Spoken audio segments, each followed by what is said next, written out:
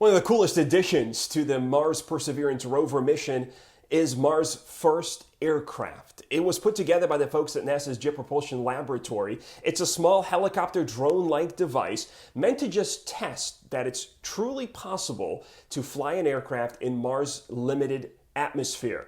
They'll have 30 days after landing to get this thing off the ground and fly several missions before it runs out of power. The first couple of missions are just going to get it off the ground. But there are plans, if possible, to then fly that drone 50, 60, 70 meters from the rover and return it back.